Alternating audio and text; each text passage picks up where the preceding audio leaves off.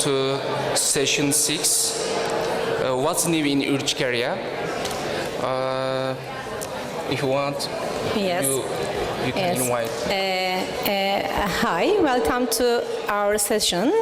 I want to invite to speak to tell their presentation Dr. Arno and Dr. Toby, and they present us new kinds on the block, ligalizumab, and others on the way. Good morning, everyone. We will share with Elias these new kids on the block, ligalizumab, and other on the way. Obviously, we agree 100% that nowadays our third-line treatment after when anti-H1 fails is the one anti-IgE treatment, which is omalizumab. And also from the last years, from the 2014, we've really learned a lot about the omalizumab response with angioedema, the type of responders, how long to be treated, and how to predict the response. And there are a lot of literature.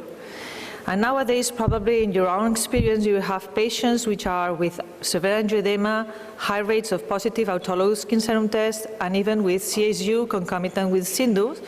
And you have patients that really were you stopped the treatment because it was not useful. And obviously you have a group of fast responders, probably your 66% responders and 33% which are slow responders. And probably you increase the doses in our survey around 25% of the patients. And in April 2018, we had at least 30% of the patients treating each 4 weeks with OMA, each 6 weeks with OMA, and each 8 weeks with OMA, trying to stop.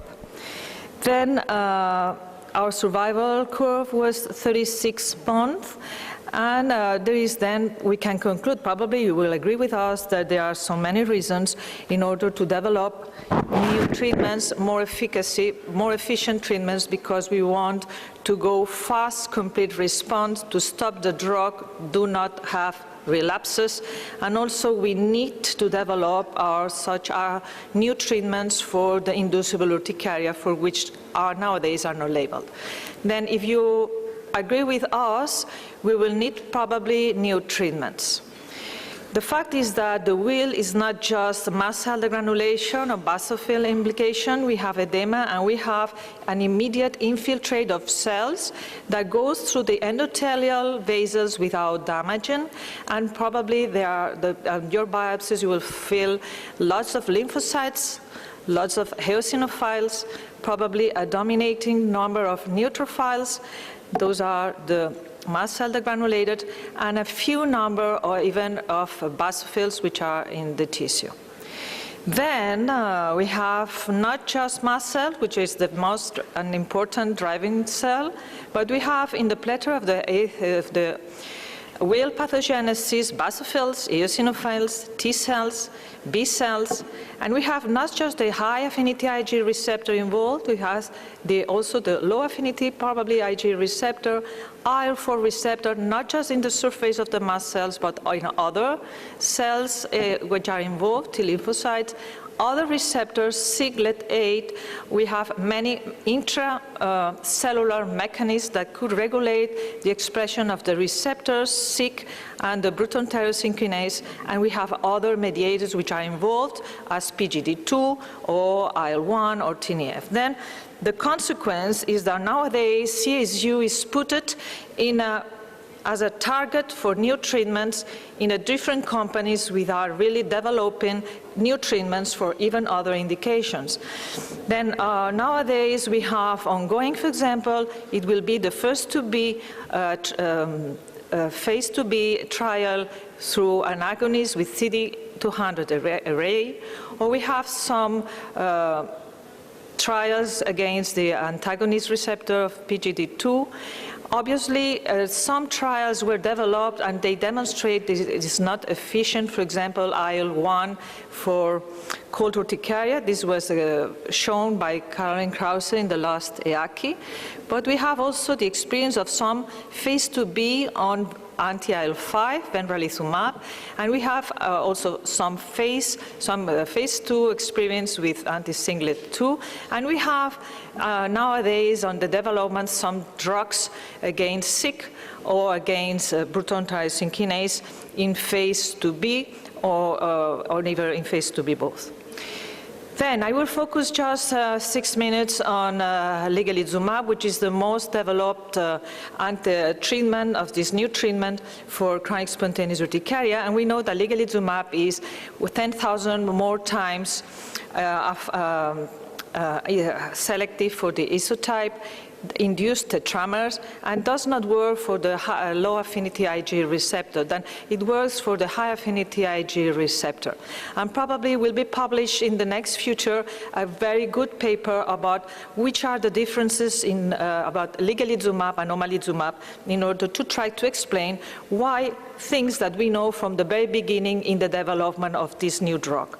In fact, from the very beginning, we know that administered in infusion or subcutaneous was more effective than omalizumab, reducing free IgE and the total number of IgE receptors.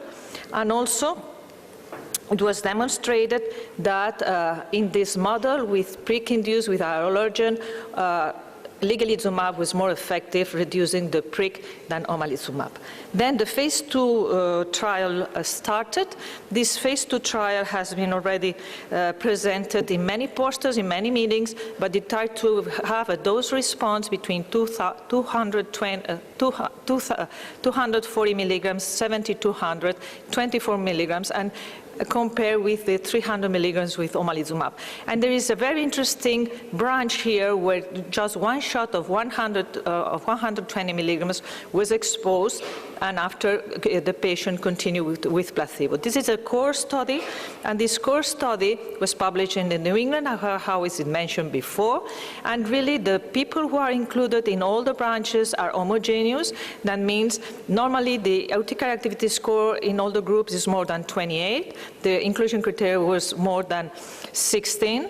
The primary endpoint is the number of hives per week.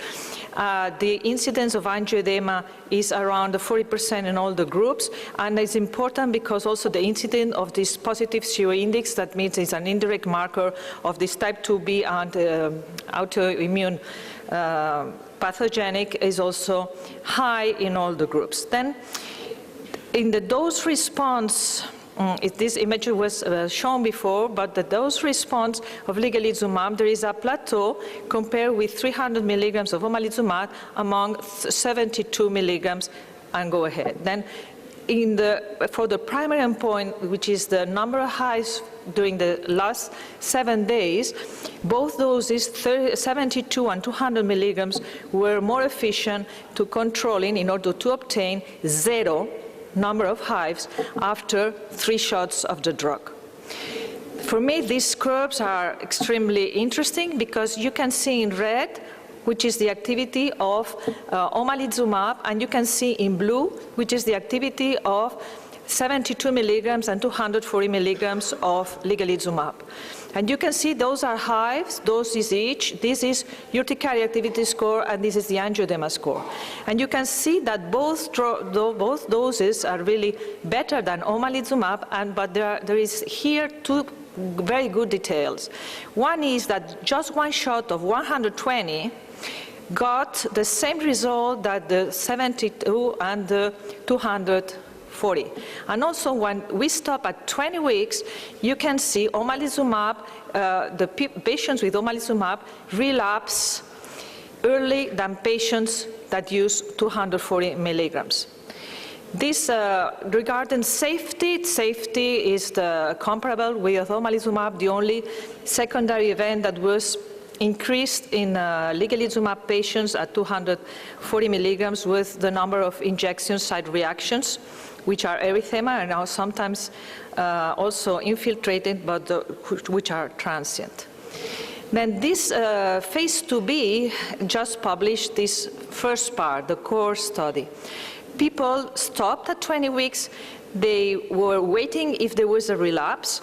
And when the urticaria activity score 7 was 12, they were included, all of them, during 52 weeks in an extension study using 240 milligrams.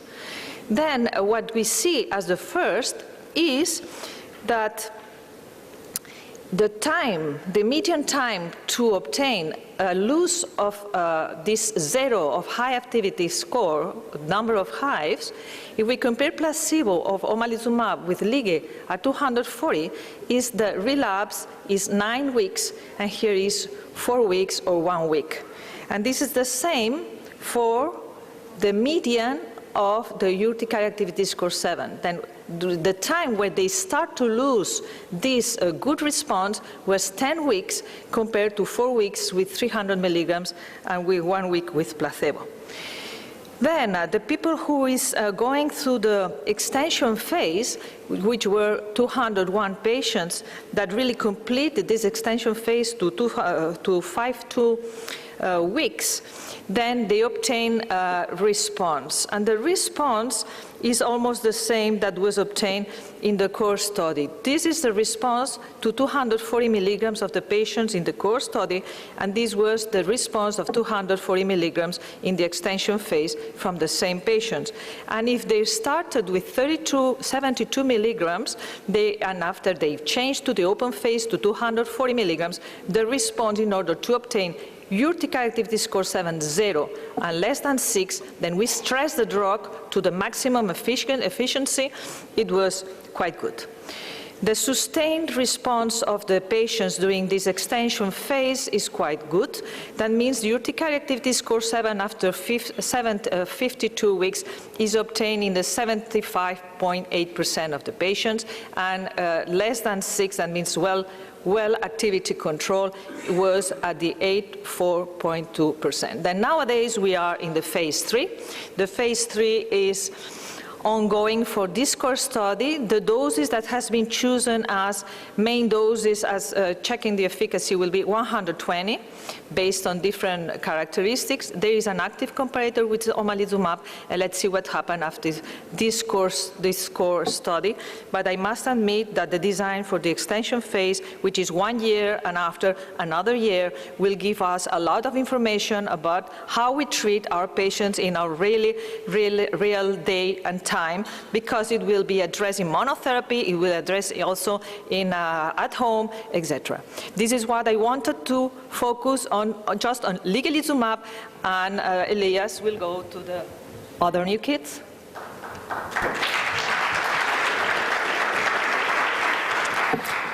Okay, just let me start with giving a big applause to Emek for this wonderful meeting. Well done, Emek. You organized a perfect meeting.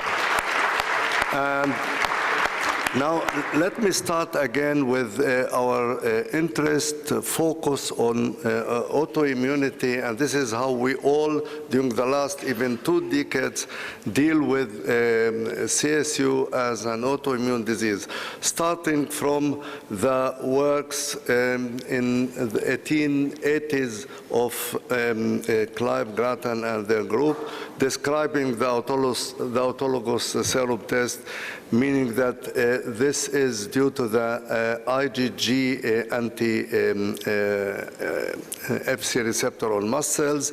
Then later, our understanding that it might be also an IgG dependent due to autoallergy, the many studies of Marcus. But this is what we deal during the last 2 deals, focusing on autoimmunity. This is why omalizumab came in, and it's true, omalizumab was and still a perfect drug working on IgE, and this is how we understand CSU.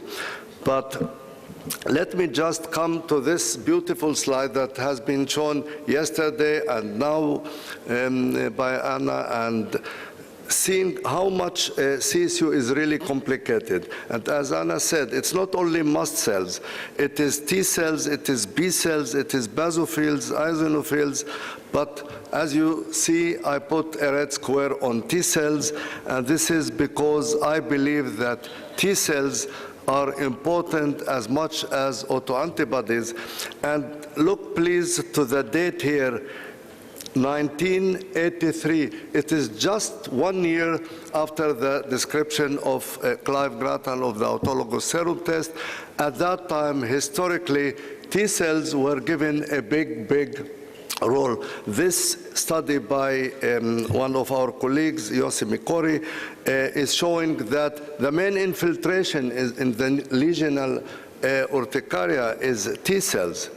So CD4 T cells infiltration in lesional CSU was one of the important findings showing how much T cells are really important. This is our study from our group showing that if you study peripheral T cells from urticaria patients, they express much more CD4 T ligand, the co-stimulatory molecule, much more than dermatitis, as obviously much more than normal, giving again strength for the role of T cells. This is again one of the studies of Yossi Mikori showing how much activated T cells are important for the activation of mast cells.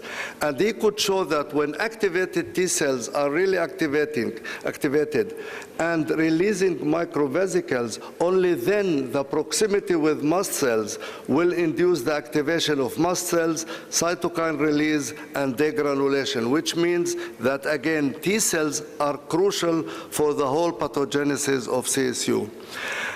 And this is what I want to emphasize, that for many years, CSU was considered to be a T-cell-mediated disease. It's only later we started calling this disease an autoimmunity, autoantibody-mediated, but T-cells were dominant for many years, and this is why it was obvious that cyclosporin A as a T-cell targeting drug became one of the very important therapies in CSU in 1991. And as Alan emphasized in his talk, I will not repeat this, I will go fast with this. Cyclosporin A is important because it downregulates the T cell proliferation by blocking the calcineurin signaling, NF, kappa B, IL-2, and this is how T cells become downregulated. Then directly they affect mast cells, again inducing the inhibition of degranulation. This was shown also by Alan's talk. And so if we look from 1991 until today, there are more than 250 studies showing the efficacy of cyclosporin A. 4 of them are double-blinded. And it's true, this drug has side effects, but when we give this drug in a small dosage, it has mild side effects. All of them are transient, and even in the guidelines, we considered from the beginning that cyclosporin is a drug of high level of evidence. So coming again to autoimmunity, and it is not that I'm trying to down the importance of autoantibodies, autoimmunity, because you can't doubt about the importance of autoimmunity, autoantibodies in the pathogenesis of urticaria. This is why, as I said in the beginning, OMA was approved by the FDA fast, one of the fastest drugs that was approved at that time, blocking free IgE, downregulating mast cells, and proved to be really one of the very, very effective drugs in CSU. This is one of the studies we recently published. Again, this is the Israeli experience of omalizumab, and it's somehow similar to many other studies. I think the numbers are pretty close, and when you check the efficacy, you can see that 63% of the patients who were treated with omalizumab were really well controlled, meaning at least full remission or almost full remission. But I would like to focus on the 25% that we all agree that they are in our hands, in all our hands when we treat patients with omalizumab. They do respond. They are somehow happy because relatively to what they felt, to how they suffered before, they got better, but still they are called partial responders. But don't forget the 12% that are really failures. And this is why I think that when we should look to CSU, we have to look at CSU as a complex disease, and that it is not only a disease that is autoantibody mediated. And this is why I think that pathogenesis of CSU is much more complex. T cells are activated. There are studies showing that in the serum of CSU patients, IL-17 is increased in correlation with the activity of the disease. I will not repeat the importance of eosinophils, basophils in CSU, and B cells, of course. Just few words on IL-17. IL-17 is produced by Th17 cells, but also by mast cells, and when it is induced, it activates keratinocytes, endothelial cells, and this is why we thought that it might be that IL-17 has some importance, and this is a study that we submitted.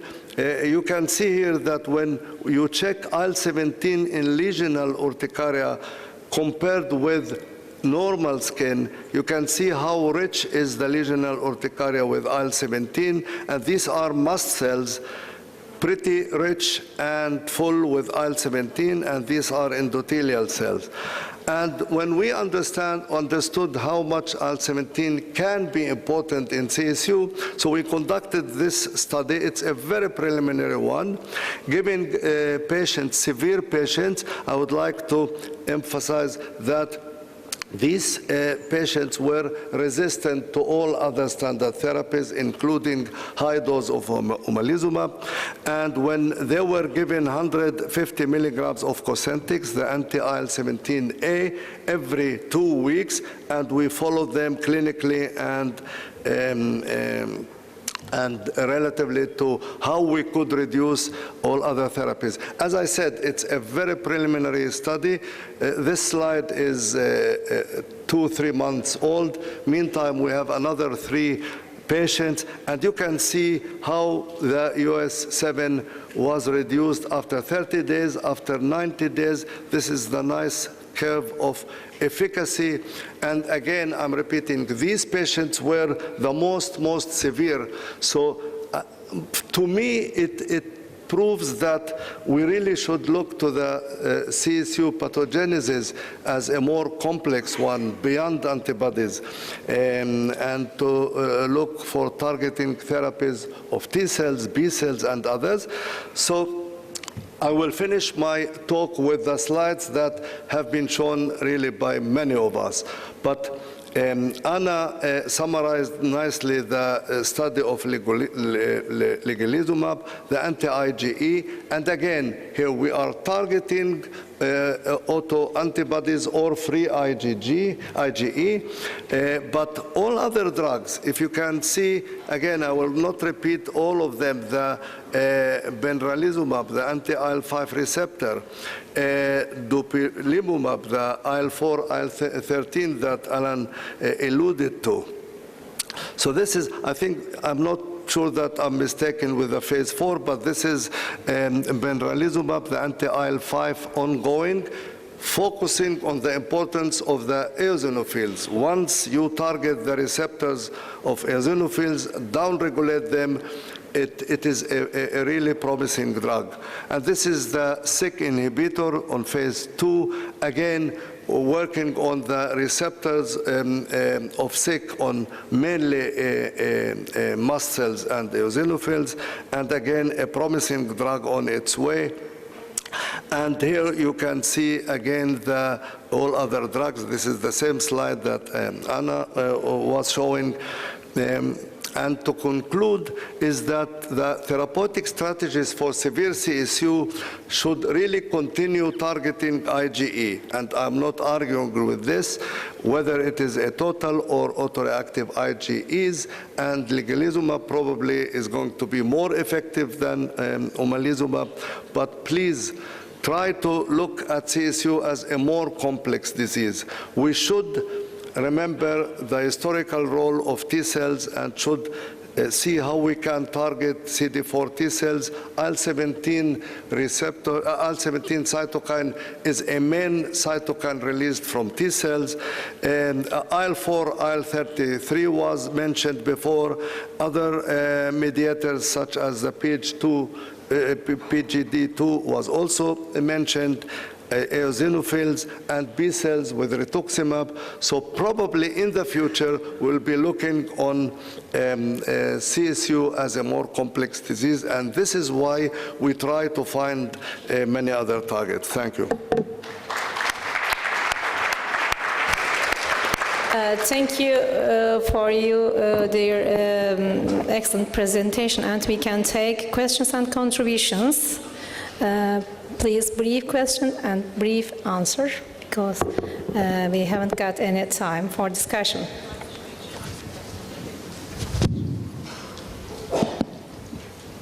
Alan. Thank you. A comment addressing what you're saying, Elias, and that is, I think that one of the evidences that T cells are also important, above and beyond what we're talking about in terms of autoantibodies, is the fact that short-term steroid works. And let's say you use 40 milligrams of prednisone for 2-3 days. We don't recommend it for long-term, but you'll stop the hives. It has no effect on antibodies. It has no effect on the secretion of mast cells. I can skin test my allergic patients who are taking steroid with no trouble. They all release histamine. So steroid has no effect on those cells. It does affect the eosinophils, but the main effect is to suppress T cells. It also has no effect on B cells. So steroids work dramatically in the short run, and I think the target is T cells, and it's almost a proof that what you're saying is correct. I would like to ask you that if you have the full access, limitless access to use both drugs, omalizumab and ligelizumab, in a patient with partial response to omalizumab, which one would you prefer first, high-dose omalizumab or ligelizumab? And my second question, if you let, think about a scenario that there is no cyclosporine in the market today. This is absolutely typical, no? Ask for my experience in the future, no? We are in the phase 3. Then it's like the question that was addressed before. If we should use dupilumab nowadays in atopic patients suffering from chronic spontaneous urticaria. We had the experience that in the transcriptome analysis, IL-4 receptor is much more expressed in such CSU patients who are atopic, but you don't have more than 10% of patients who are atopic and suffer CSU. Then this type of approach for me is the future. Nowadays, I'm working with OMA. In the future, I will work with Lige. And they should convince them in the phase 3 that it's better than OMA. Because it's not convinced me. They should convince the payers, they should convince the agencies, etc. But if it's faster, I just use one shot of drug subcutaneous, and the relapse is later, I will use ligelizumab, obviously, yes. Or it will be an alternative, but you know? Let me a second question. Think about a scenario that there is no cyclosporine in the market today, and a company develops cyclosporine today. Do you believe that with this current safety profile, will it pass the fast studies and FDA approval today? Is it possible? The question is? You mean the new coming drugs? I mean about cyclosporine. It's an old drug, we know, but if you find cyclosporine today and you start phase studies, you apply to the FDA, is it possible to get approval to chronic spontaneous urticaria with the safety profile today? You mean that cyclosporine A is still not approved by FDA? Talking about a scenario. Yeah. It's an old drug and it didn't pass the process that the new monoclonal antibodies pass. Yeah. So it has serious side effects. We are always talking about the anaphylaxis risk of omalizumab, but it's too low. But cyclosporine and other immunosuppressive drugs really have some serious side effects. Look, I'm pro-cyclosporine. I've used cyclosporine from the 2000 to the 2014 in all my patients refractory to the anti-H1 as first choice. And it works or it not works. But it works, it's fantastic, but we cannot maintain cyclosporine during 1 year. Then there is not a label now, and I don't think will be a comparator study comparing omalizumab to cyclosporine in branches, in parallel, in monotherapy. You can do it if you want. Then we can do an initiative on this. But really, nowadays it will be impossible to compare both in a trial. The only extra comment is that you start with 2.5 milligrams of cyclosporine A and it works, and after 1 month you can decrease this dosage to 1.5, and in my experience there are side effects, but really very low on very low doses, and you can give this for 6, 7, 8 months and it works. Yeah, but there is not the reason to put cyclosporine before omalizumab to try it. No, because, you know, we have the experience that people that never use cyclosporine for CSU, now they are using as first choice in third-line therapy. And this is not fair. It's not fair regarding the efficacy, regarding the side events, etc. Thank you very much. This is my opinion. Thank you very much for the speakers. May I invite our next speakers, Dr. Munal Ahmed and Dr. Torsten Zobeber, who will talk about the management of comorbidities. You can already answer. So, everybody so far did this double talks, one after the other. We didn't like that scenario. So, I said, I am visibly the older one. Mona is going to give the talk, we prepared it together, and then interactively we are going to discuss it. Maybe you like what we discuss. Let's see. Excellent. Thank you very much, Dr. Zobeber. It's always a pleasure to sort of, share with you the lecture. So, is chronic urticaria a one disease entity, or is it a systemic disease? It's going to be up to you at the end of this presentation, sort of to gather your thoughts and give us an input as how you see the disease. Now, what we have so far in terms of defining comorbidities from a mechanistic point of view, we're going to discuss the immunologic disorders, autoimmune as having the vast majority among our patients with CU, CSU, atopic nature among adults and adolescents. We're going to see some data related to the adolescents, and the other component, non-immunological, which are not so uncommon among our patients, psychiatric, malignancy, metabolic infections, and GERD as an entity. You're aware comorbidity as a definition is the presence of more than one distinct condition or entity besides your index condition. So allergists, dermatologists looking at CSU, CU as an index condition. So anything besides that is a comorbid disease. I couldn't really find a better paper to start with, rather than chronic urticaria as a systemic disease that was led by Dr. Zobeber, looking at the whole complex sort of nature of chronic urticaria. Now, you've heard a very elegant lectures earlier this morning about the pathophysiology, the mechanistic concept of CU.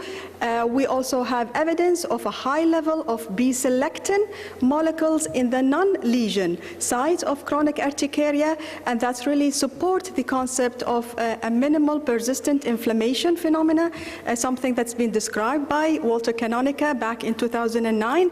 So there is an element of a subclinical phenomenon even in the healthy sites of chronic urticaria.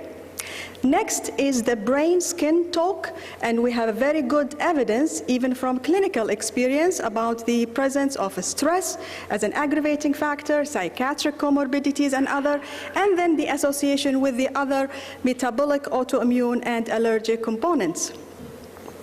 This is a very interesting study from Israel. Look at 12,000 patients diagnosed CU by allergists and dermatologists, and the association with autoimmunity. And really what they've showed us is that really what we have know already, autoimmune diseases are very common among female, in particular the thyroid disease, rheumatoid arthritis, and it's also common in male. And when they look at the timing to first diagnosis of these autoimmune diseases in relation to CU, more than 80%, both in women and men, presented within 10 years of CU diagnosis. From the same group from Israel, brilliantly looked at the medical records of more than 1 million 16-year-old adolescents to characterize their chronic urticaria as associated comorbidities. And interestingly, they found a number of allergic comorbid diseases, namely asthma, allergic rhinitis, food allergy, atopic dermatitis. Chronic sinusitis is not a pure IgE-mediated, however, it is associated probably as a complication as well as thyroid disease. These were already highly prevalent among the chronic urticaria as well as the severe ones. The severe definition was carried in this paper as those who have refractory to high dose of antihistamine, or those requiring systemic corticosteroids, or they have a poor quality of life. This is the atopic phenotype, allergic rhinitis and asthma, and I will not use the pointer because it makes you dizzy. You can see the allergic rhinitis and asthma really quite prevalent among the chronic urticaria as well as the severe ones. So what is required is really a systematic review, and that's why Dr. Marcus Maurer is here. He's presented this brilliant autoimmune comorbidities in CSU patients. This looked in probably 64 studies in Google search. So it showed us, surprisingly, the prevalence of autoimmune comorbidity in CSU is higher than what is reported in the normal population, which is less than 1%. It reported a prevalence of more than 1%. Mostly were non-specific, organ-specific autoimmune disease compared to the systemic ones. The size of the circle represents the overall prevalence, and you see the shaded ones in between contribute to the overlap with CSU. Now, the association with a chronic urticaria in atopic and at autoimmune comorbidities, this is an interesting study, came in from Taiwan, contribute about 9,000 plus patients with CU. Again, you see the phenotype of allergic and atopic dermatitis, allergic rhinitis quite prevalent, as well as some autoimmune disease. Now you can see in the second square the autoimmune disease here, including systemic lupus, rheumatoid, autoimmune thyroid, Henoch-Schönlein purpura, Kawasaki disease. After stratifying for age, gender, and regression analysis, it shows that the highest odds ratio was reported in the presence of Kawasaki disease with an odds ratio of 2.59, followed by Henoch-Schönlein purpura, Sjogren's, and systemic lupus, and then the allergic rhinitis. So I will stop at this point and ask the expert opinion of Dr. Zuberbeer. Actually, Mona, thank you. I think this is a very interesting table. We always come across these population-based studies. What do we believe? What do we not believe? The major problem is that they are derived from the data what other physician groups just mention in their patient files. And often they mention hives which occur as a symptom but not the disease, as urticaria. And this is a basic problem in all these population studies. Like, I would ask you, do you think that Kawasaki's disease or Henoch-Schönlein purpura is a typical aspect in chronic urticaria? No, not a single one. Do we even see it in adults? I don't, well, neither in children nor adults. I think this is confusing. It's acute infections leading to Henoch-Schönlein purpura, and then having hives as an example, maybe acute urticaria, but it's not correlated to chronic urticaria. So I just want to point out we have to be very careful. If you in this reference center group have never seen an association or an increased association with lupus, with Sjogren's syndrome, then most likely it's not relevant and certainly not a reason to look for them actively. Maybe the other way around. Excellent, yeah. Okay, so the other immune disorders, alopecia areata, was reported in one study to have an odds ratio of more than 6 in association with CSU. And then again, we're going to leave this open for discussion later on. The next systematic review looked at the comorbidity of CSU with the autoimmune thyroid disease, so now we're specific into the thyroid, and we've seen the CSU patients have higher levels of autoantibodies as a strong evidence and a weak evidence for the IgE anti-TPO. Now, a strong evidence in this systematic review was having 3 studies really supporting the same direction, and a weak evidence is having 2 studies. IgG against TPO was quite high in CSU. Thyroid dysfunction was also increased in the patients, and of course what we've already experienced, hypo and Hashimoto's are way more than the high. So what about the efficacy of treatment with thyroid drugs? There is a strong evidence support that there is an improved response of CSU with the treatment with levothyroxine or other thyroid drugs, and the strong evidence towards CSU in hyper and euthyroid states compared to hypo. Again, I think this is interesting. We know this from the literature, old literature. I'd be curious who in this room uses thyroid treatment if you find thyroid autoantibodies. Is there anybody using that? So it's not so many. So we would have to ask the question, why not?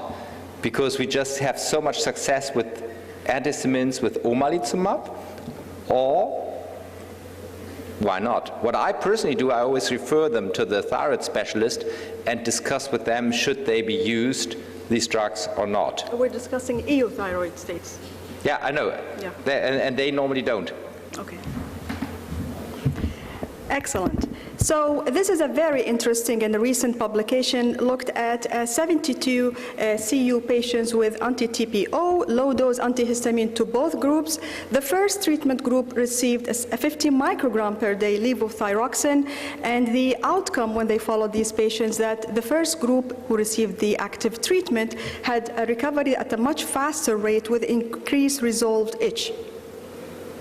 We'll move now into psychiatric.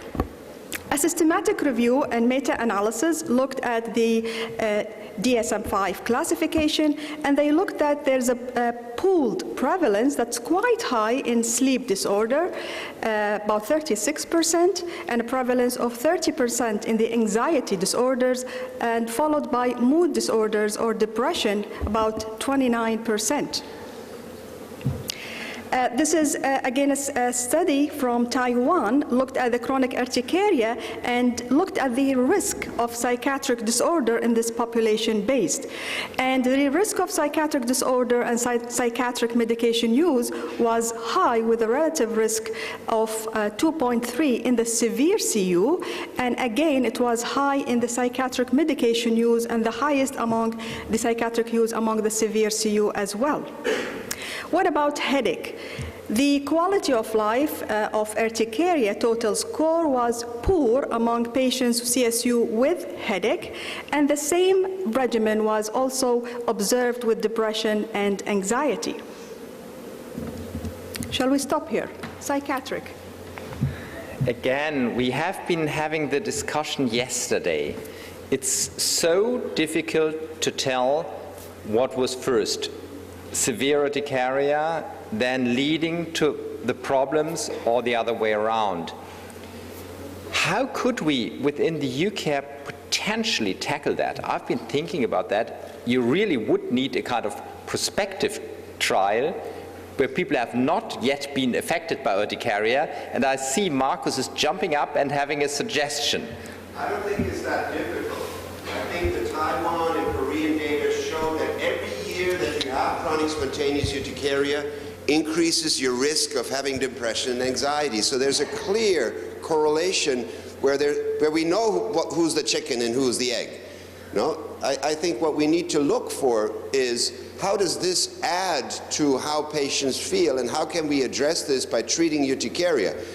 I think we need to look for effects of treatment rather than this is clear.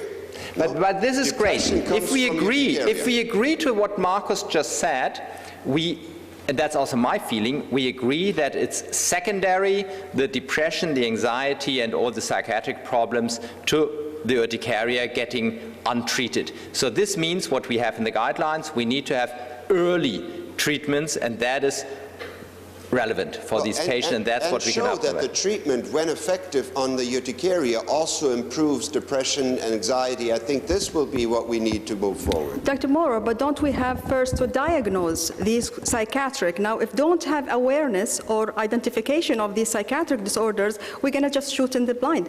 The issue is, I mean, we have just started a multidisciplinary team approach where we've included psychologists, you know, and the psychologists will refer with the psychiatrist for these our CSU patients, especially the complex ones. So I think one of the take-home messages here is just to increase awareness that such psychiatric disorder might actually complicate or comorbidly present with the CSU, and then we will go for the management. Well done. Okay, we go on. Okay, so what do you need next? Malignancies. The epidemiology of comorbidities of patients with CSU in Korea, again, this is a population-based study. Now, we've been looking either, or limit our search into meta-analysis, systematic review, and population-based, because there is really none related to the treatment approaches that what Dr. Maurer has been already alluded to. What they found from this study is that the prevalence rate or the top 5 comorbidities present in this cohort in CU and CSU were again some allergic diseases, rhinitis, drug allergy, asthma, thyroid gland disorders, as well as some neoplasm. Mostly was non-hematologic, stomach cancer, liver cancer, and thyroid were reported higher in CU, CSU compared to the control. This is a little bit older study looking at the cancer risk in patients with a chronic urticaria, population-based from Taiwan, and they looked at the standard incidence ratio for specific hematologic malignancy. It was 4.1 in total for the hematologic, and non-Hodgkin's lymphoma was really the highest among the hematologic. They also reported the relative risk for cancer is increased, in particular at the age group between 20 and 39 years, and during the first year of CU diagnosis. So I put the IACI position paper on purpose. Thank you, Mona.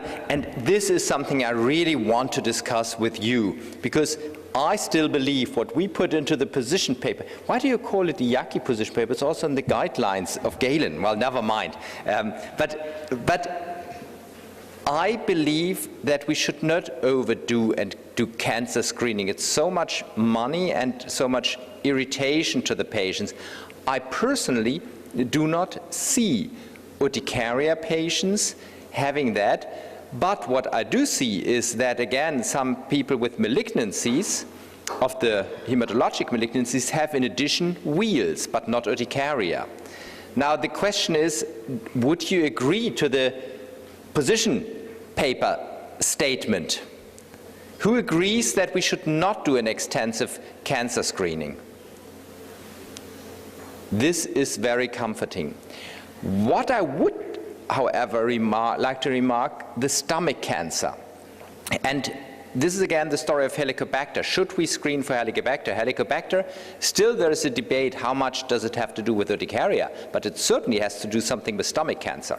And if we have a lot of Helicobacter patients, where we have to look after them. Helicobacter is coming next, I think, or after the metabolic. So association with the metabolic, this is again a cross-sectional study looking at 11,000 patients with chronic urticaria, and look the strong association between CU and metabolic syndrome as a whole and its component, namely obesity, high cholesterol, diabetes, high blood pressure, and chronic renal failure. Now, I think we've discussed yesterday some about the infection in the H. pylori. According to the GA2LEN guidelines, H. pylori association with urticaria is not clear, and meta-analysis showed low evidence for eradication therapy. The association with gastric cancer, although it's documented. When we come to parasites, the treatment is when indicated. Hep A and B, still the association is not clearly present. Now, reflux or GERD.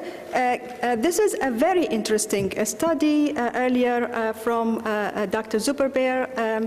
Was done in Moscow. Patients with 36 CSU that were screened by upper GI scope. They also looked for some inflammation or ulcer, as well as HP lesions. Those who had a positive HP were offered eradication treatment and then followed by a scope, upper GI scope, to look at healing and to look at HP present. They also did a CSU activity measurements before as well as after eradication. And they found out that there is a significant difference in improvement of the urticarial symptoms between those who were succeeded in healing the underlying inflammation or ulcer independent of HP eradication. So the conclusion was that the inflammation can cause CSU and trigger exacerbation independent of HP. In HP positive patient, urticaria is really related to the microorganism, not related to the microorganism itself, but rather the underlying inflammation. And again, the importance of GI workup in patients with CSU. So, you wanted to mention something about this one? Yeah. Okay, so I think in terms, this is just to consider comorbidities as a big section. This is what it says now in the guidelines position paper in terms of a diagnostic workup, exclude differential, assess activity and impact on control, and identify triggers of exacerbations or when indicated, underline the causes. Nothing mentioned per se about comorbidities. In the management part, the goal of a treatment is clear therapeutic approach involving all of this, but no clear statement about comorbidities. And I've seen that at this conference there has already been 2 big sessions about comorbidities, whether identification or management. Now, to manage psychiatric disorder, I completely agree with Dr. Maurer. Really, we need sort of a treatment outcome in terms of controlling CSU as well as psychiatric, but we don't have this. It's really not clear whether the benefit of an MDT, having an allergist, dermatologist, or a psychiatrist in controlling urticaria. This is with treatment or whether it's a non-intervention treatment. For malignancy, definitely we need to have an increased awareness of an associated ones, especially the GI ones, and we are really waiting for further studies. Single study suggested the H. pylori eradication reducing risk of malignancy. For metabolic, a multidisciplinary team approach is required. And this is my last slide. Again, putting the GA2LEN UCARE guidelines. This is the section on identification and elimination. And these were the sub-segments that highlighted the active recommendation, or I would say, recommendation in the guidelines. Fine, thank you very much. Thank you. So we have 5 minutes for discussion. And maybe I can also ask one question to the audience. I've seen your question. Actually, looking at the data on the esophagitis, on the GERD, in the old days we had H2 antihistamines, part in the guideline process. They were kicked out because the evidence was bad. If you have a patient with gastritis, esophagitis, would you rather treat that with an H2 antagonist or with a proton pump inhibitor? Are you H2 antagonists? Who uses H2 antagonists in these patients? Who uses the proton pump inhibitors? Interestingly, we should potentially compare that. I think there could be a renaissance in these patients for the old part in the guideline H2 antagonists.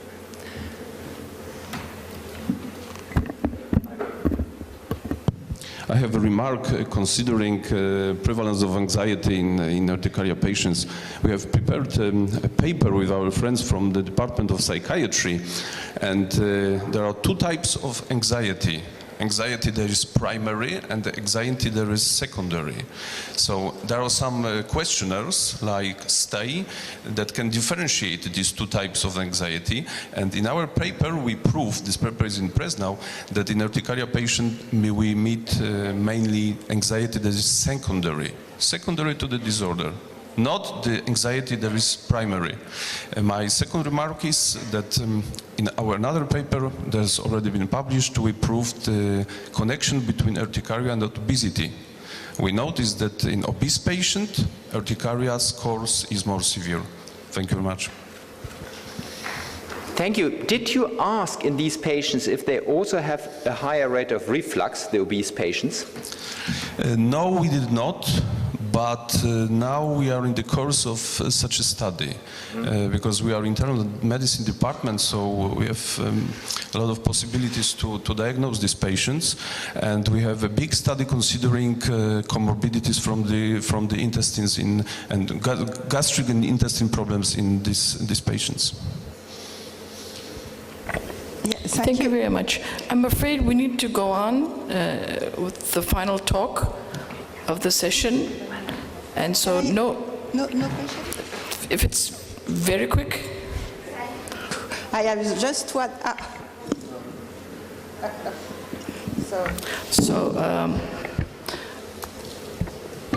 The final talk is titled, "Is it really urticarial vasculitis?" And that is a burning question for especially the dermatologists among us.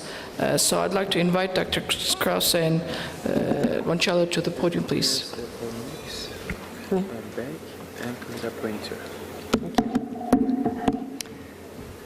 So, good morning. It's a pleasure to share the stage with Caroline. I will do first, and then Caroline will follow. We'll be speaking about urticarial vasculitis. That is a mix of urticaria and vasculitis, and I will probably change the title, and instead of "Is it really urticarial vasculitis?" I will ask, what is really urticarial vasculitis? And I keep with those question marks, because we will not give you answers, do not expect answers, but I think it's important to raise this question. I think it's an important issue. Actually, if you look at the titles in the program, this is the only title that has a question mark, so you cannot expect the answers. So I will raise the problem. But I think it's important that we look at this, have a clear definition of what urticarial vasculitis is, and try to know that it is not everything is the same. There are some types of urticarial vasculitis, probably related diseases, and for us what is more important is to distinguish it from chronic spontaneous urticaria, because probably the treatment and prognosis of different subtypes will be different. So by definition, you have urticaria, but lesions last long, usually than 24 hours. We have transient bruising or pain, sometimes more than pruritus. And in histology, we should have leukocytic vasculitis of the small vessels. But even here, in this definition, it is not a very clear definition what it is. When we look at our colleagues that have worked on vasculitis, on cutaneous vasculitis, when we look at the dermatological classification of the of the vasculitis that have cutaneous manifestations, we really have urticarial vasculitis there, and we divide it into hypocomplementemic and normocomplementemic vasculitis. But in this classification, this Chapel Hill classification on vasculitis, only hypocomplementemic urticarial vasculitis is well defined as an anti-C1q vasculitis, and it is considered to be rare. And they have both one subtype that is mostly associated with systemic disease, one mostly associated only with cutaneous disease. Although they do not refer to this previous classification of dividing them into urticarial vasculitis syndrome or urticarial vasculitis only the syndrome has systemic and severe complications that can be life-threatening, whereas the other apparently has not. I just bring you one case, which is not very frequent. This female patient, she had multiple sclerosis for many years, resistant to multiple treatments, and a few years afterwards she developed these wheals, mostly with bruising, mostly with pain, not much pruritus, and she had systemic symptoms. And here you see another aspect of her lesions. She had really very low C1q, C3 and C4, positive anti-nuclear antibodies. And on histology, you can see leukocytoclasia, you can see extravasated red blood cells, but no fibrinoid necrosis, which is considered to be a hallmark of a diagnosis of vasculitis. But direct immunofluorescence is positive. She did not respond to immunosuppressants, only to rituximab. So this is, I think, a clear case of hypocomplementemic urticarial vasculitis. Like this one, this is a patient with lupus that developed these urticarial lesions with this very annular purpura, and she had really local cytoclastic vasculitis and hypocomplementemia, and she responded to dapsone. But I think which is more important is the distinction to normal complementary urticarial vasculitis. In this paper, this consensus paper, it is not clearly defined. They only say it has a normal complement, no associated systemic disease, and it is considered within the spectrum of neutrophilic urticarial dermatosis. I think we should add also in the spectrum of chronic spontaneous urticaria. And I believe this is the one we really have to look at and where we have to define, because this is the one that may overlap with chronic spontaneous urticaria.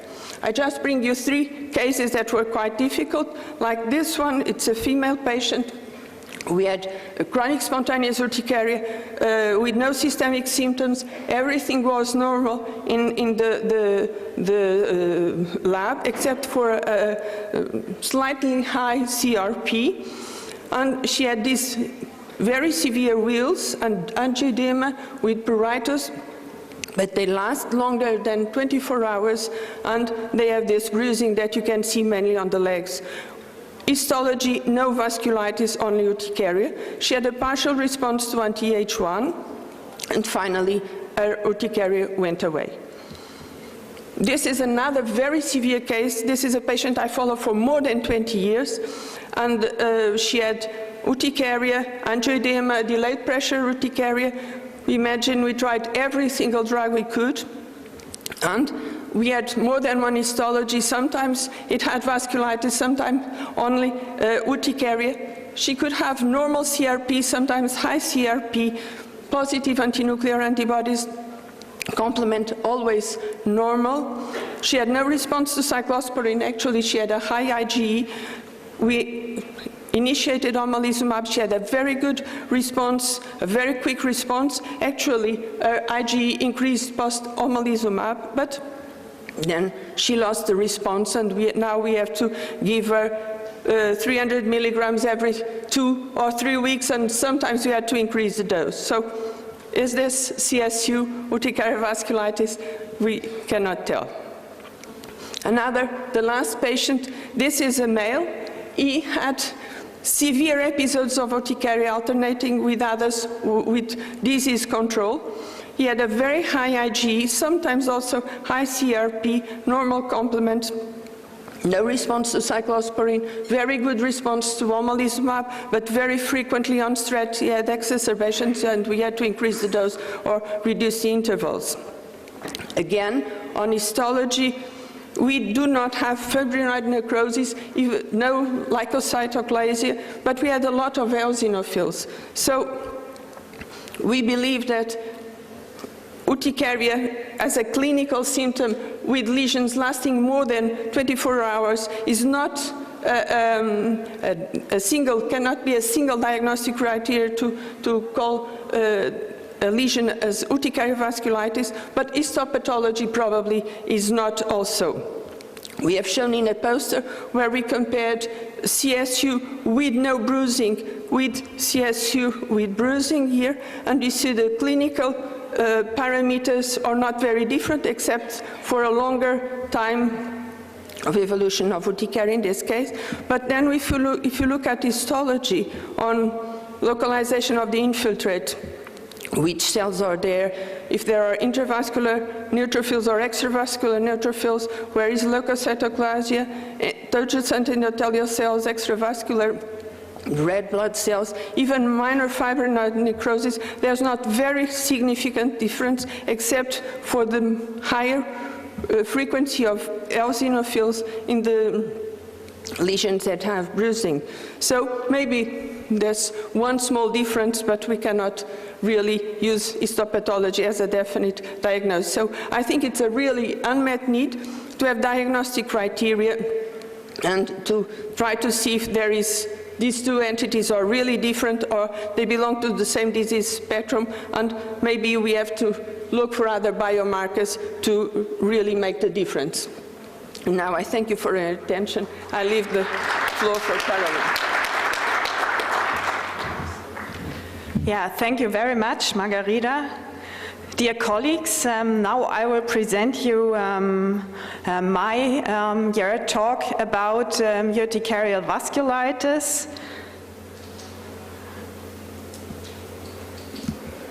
So, and I have to mention, this data I will show you within the next minutes was not just produced by me, also of course by the help of Margarida and her great team, but I also have to acknowledge Victoria, who cannot be here today. She's a doctoral student and did many of the work that you will see within the next few minutes.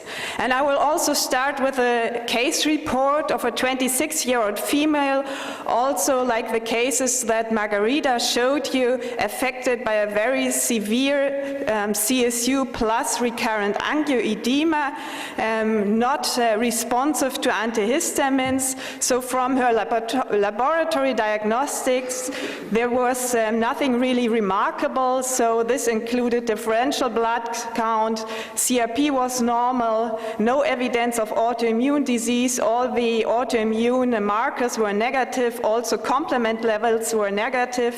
And if we looked into biopsy, the first one we did showed an initial vasculitis with mild leukocytoclasia and also immunodeposits at the vessel borders, whereas the second one was a clear example of urticaria without any vascular involvement and only a mild lymphohistiocytic infiltrate despite these very severe lesions. And she was a non-responder, as already mentioned, to antihistamines. Omalizumab, interestingly, first was really effective. However, she experienced a very severe loss of efficacy over time. So after 6 months, even 600 milligram did not do any effect anymore. She was also not responsive to cyclosporin or methotrexate or dapsone. She was then put on mycophenolate mofetil, which went quite well. However, due to side effects such as gastrointestinal problems and hair loss, we had unfortunately to stop this treatment. And now she started just dupilumab, and we have to see how this works in her. So, as Margarida already pointed out, we have the clinical impression of an overlap between UV and CSU. Is there a disease continuum? Are these different entities? So there's no broad consensus on the histologic features, also probably a bias by different time points of the biopsies. And as shown, the therapy, there's only case report series available so far, no really good studies. And I do not want to go here into detail about the skin histopathology. You've already seen many of these pictures already. If you look into more detail, you can see here those vessel dilatations, erythrocyte extravasation, neutrophil accumulation, and this is the whole spectrum of the vasculitic picture. And we then looked further into into studies that had been published about different criteria of histopathologic features, and there you can find that leukocytoclasure, erythrocyte extravasation, fibrin deposits, neutrophilic infiltrates were the most prominent ones that were also reported as being the most essential criteria. And if you look further down, for example, immunofluorescence and dermal edema was, although reported, not seen as really essential criteria helpful for making a diagnosis. What we then started was a blinded assessment of altogether nearly 30 slides from different patients, both urticarial vasculitis and CSU patients, and all the 3 histopathologists were blinded to the clinical diagnosis that was made. And what you will see now are different squares in different colors, and starting here with blue for Berlin, magenta from the histopathology department in Stuttgart, and orange Coimbra in Portugal. And for CSU, you already see there's no really good overlap, so there were really heterogeneous findings. And if you look now for UV, you can also see there is great heterogeneity, so the histopathologists do not agree on what is a urticarial vasculitis and what is rather urticaria. What we then did was a blinded assessment of predefined histopathologic criteria assessed per high power field. So therefore we took skin punch biopsies from lesional skin of patients with UV, 54 altogether, and CSU, again 54 patients. These were collected from both centers, from Coimbra and Berlin, between 2006 and 19, and blinded for the diagnosis. Each high power field was then assessed for these predefined criteria. So for leukocytoclasure, erythrocyte extravasation, fibrin deposits inside of the vessels, neutrophilic and eosinophilic granulocytes inside of vessels, endothelial swelling, and superficial dermal edema. And I will now get briefly into inclusion and exclusion criteria. So for CSU, we required recurrent pruritic wheals with or without angioedema, response to standard treatment like antihistamines or omalizumab, no history of persistent wheals, no clinical signs of post-inflammatory hyperpigmentation or systemic disease, and a routine histology without vasculitis signs. For UV, recurrent spontaneous wheals or erythematous plaques for more than 6 weeks, history of persistent lesions, presence or absence of post-inflammatory hyperpigmentation, and a proven routine histology consistent with urticarial vasculitis from the first dermatohistopathologist, and non-response at least to standard dose antihistamines. And these are the primary results I would like to share with you. So for leukocytoclasure, you can see there is a significant difference in the amount of leukocytoclasure that was seen within the patients. For erythrocyte extravasation, this is also the case, much more prevalent, but also with a high standard deviation in the UV patients. If you then look into fibrin deposits within the vessels, you can see a similar picture here pointing to more the UV.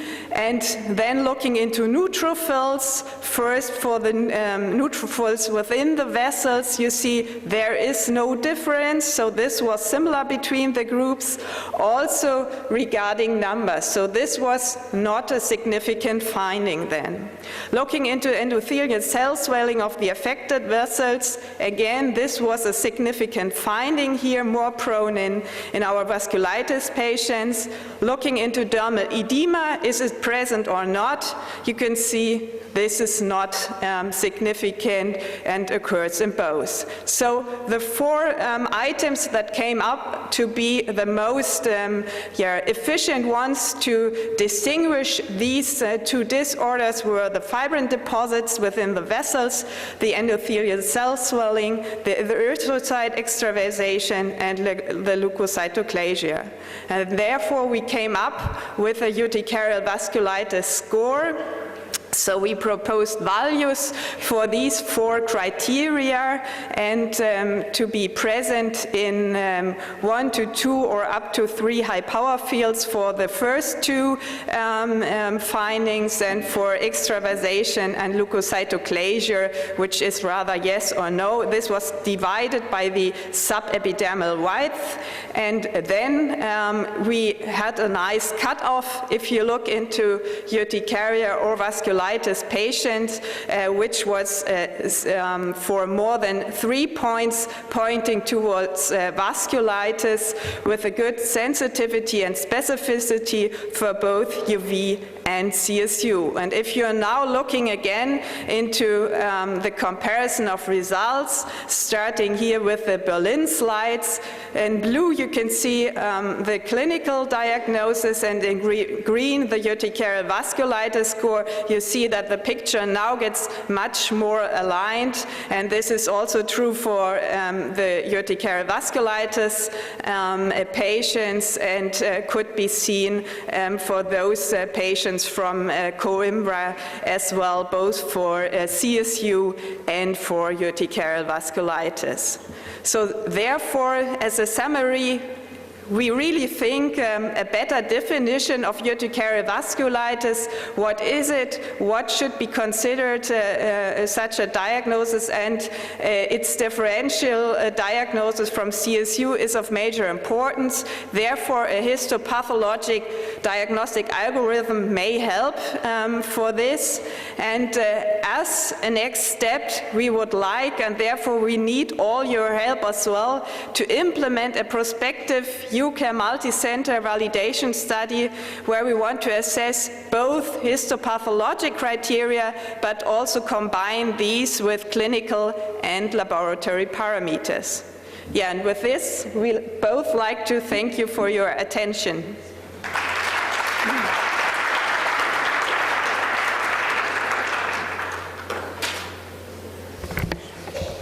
Thank you.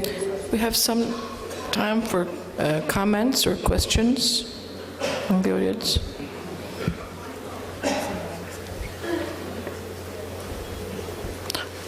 In the back there. There's one from Anna.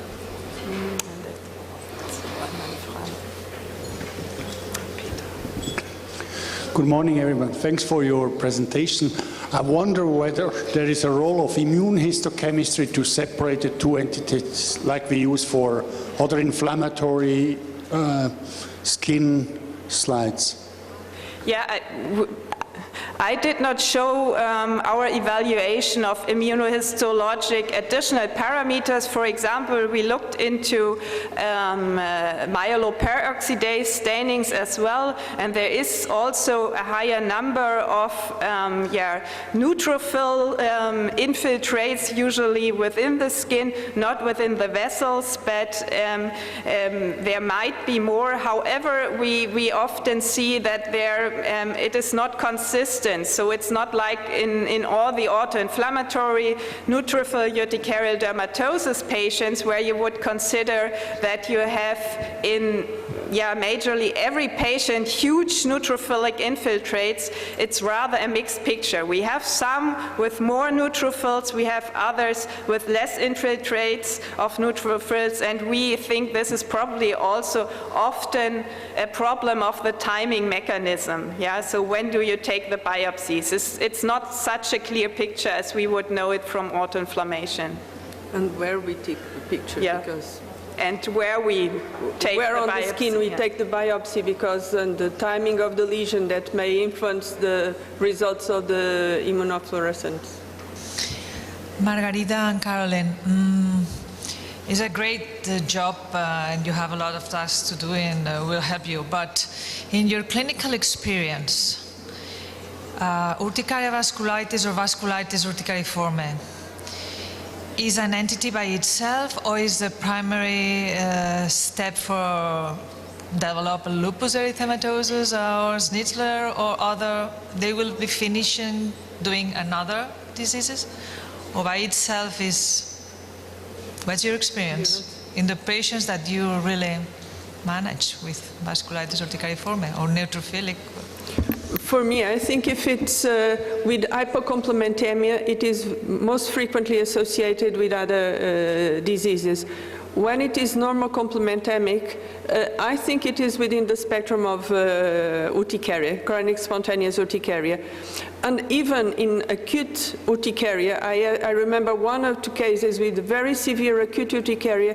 We had lesions like clinical lesions that would suggest urticarial vasculitis, and even histology with some leukocytoplasia, even in acute lesions. So I think it is within the spectrum of urticaria, when urticaria is more severe, or maybe when the stimulus can be different and induce degranulation of different mediators. I'm not sure. This is important because we excluded urticarial vasculitis from the classification in our chronic spontaneous patients. That's in the future.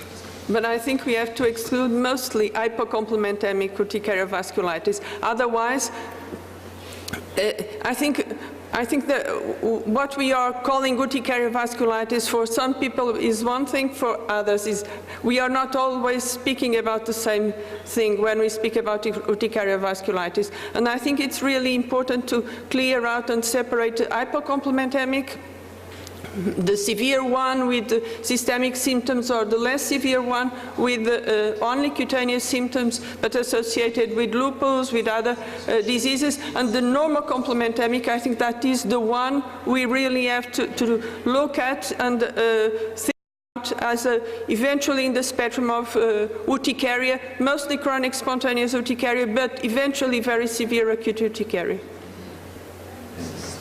Yeah, I completely agree in terms of the hypocomplementemic form of vasculitis. And for the normocomplementemic one, I mean, I still think it is of great relevance of seeing whether we can really differentiate this from urticaria, because often it also has a big effect on our treatment, what we do prescribe for our patients. And therefore, we should really be sure whether this is a different entity, whether we can define different subgroups, or whether we should finally say, well, we cannot do so. This is a spectrum. We have to acknowledge this, and we can then also introduce treatment that may not be introduced if we call it vasculitis from the first beginning. In the back there's a very patient question. Yes. Thank you, Caroline Margarida. Caroline, I want to come back to the case you showed in the beginning, which I find is very interesting. So the patient first responded to omalizumab and then did not any longer. What is your take on this? Do you think there is an IgE, auto-IgE component in milder forms or initial forms of the disease, or could that have been a patient having both diseases? So how do you explain this? I think these are people who are partially controlled with omalizumab, and when they have additional external factors like a big stress or an infection, they get more severe disease. Or the other patient, this is for one of the patients. For the other patient, I really do not know. She was really well controlled. Now she has to be on a shorter dose, and the control is only partial now. I don't know. And for Frank, for our patient, she had normal IgE levels, so there was no hint for reduced IgE. We do not really know why she had this loss of efficacy after time. She once responded again to high doses of omalizumab, but in the end it was a complete loss of efficacy. So we don't know, to be honest. Hi. I have actually three comments, and I want your input about these. The first is about the association of urticaria vasculitis and family history of rheumatological disease, because recently, for the last 1 year, I start to see more cases of urticaria vasculitis. Many of them, they are normal complement, but they have family history of, one member in the family has a rheumatological disease like rheumatoid arthritis or systemic lupus. Okay. The second question is about urticaria, vasculitis, and the connection to other, findings like angioedema. Because, usually I receive these patients because they have angioedema with urticaria, and then, after we took the biopsy, it was confirmed that they don't have this category, which is, spontaneous, but vasculitis. So angioedema is not, very commonly with urticaria vasculitis, but I see it in my patients. Yes, we see it too, and there are studies showing that about up to 30% of urticaria vasculitis can get angioedema as well.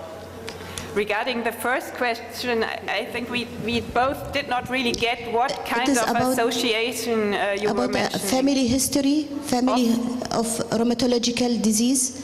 Rheumatologic? Yes, like, systemic lupus and rheumatoid. The patient doesn't have the disease, but a family history. I found it as a predictive factor in my patients. A nice suggestion to look for. I think we have to really try to find if this subgroup of chronic spontaneous urticaria has different response to treatment, more severe disease, different laboratory parameters, but I think for the time we don't really have the answers. But angioedema, that is also a marker for more severe chronic spontaneous urticaria, may also be associated with this, but we don't have the data for the moment yet. It can be associated, but the frequency. I think no any more questions or comments from the floor. End of the session, I would like to say that omics, proteomics, metabolomics, and there are other omics will be newer subject in the near future. And thank you very much for all speakers for their nice presentation. We need to get energy and lunchtime. Thank you.